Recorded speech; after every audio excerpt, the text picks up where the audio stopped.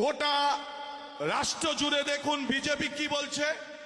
অনেক হিন্দু ভাই আমার কথা শুনছেন, আমি নিজে হিন্দু, তারপর আবার ব্রাহ্মণ। আমি বলছি, আমার আগেও আর এক ব্রাহ্মণ বলছিল, বিজেপি কি বলছে?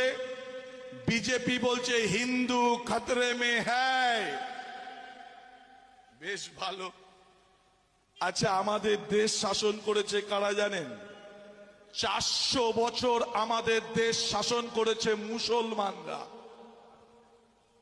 মুঘলরা 197 বছর, প্রায় 200 বছর আমাদের দেশ শাসন করেছে ইংরেজরা। ভারতবর্ষের হিন্দু খতরে মে ছিল না? বিজেপির আগে দেশ শাসন করেছে কংগ্রেস, হিন্দু খতরে মে ছিল না?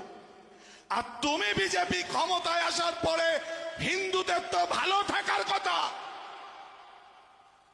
হিন্দু খতরে মে হ্যায়, ভোট আসলেই হিন্দু খতরে মে হ্যায়, খতরে মে হ্যায়।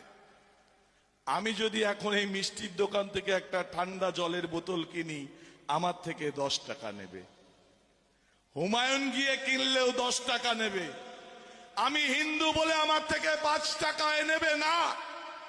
সারের দোকানে গিয়ে আপনি সার কিনুন, যা মূল্য, একজন মুসলমান একজন হিন্দু একই সারের মূল্য।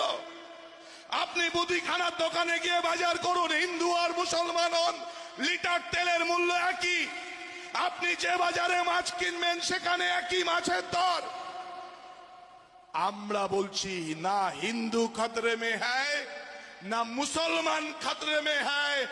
আসলে বিপদে আছে গরিব মানুষ, যারা দিন খাটে, দিনে রোজ করে, মাথার ঘাম পায়ে ফেলে উপার্জন করে, কারখানায় গিয়ে কালি মাখে, মাঠে খেটে ঘাম ঝরায়, তারা খতরে মে আছে, তারা বিপদে আছে। তাদের মাথার ওপর ছাদ নেই, দুবেলা পেট পুড়ে খেতে পারে না, তাদের সন্তান ভালো স্কুলে পড়তে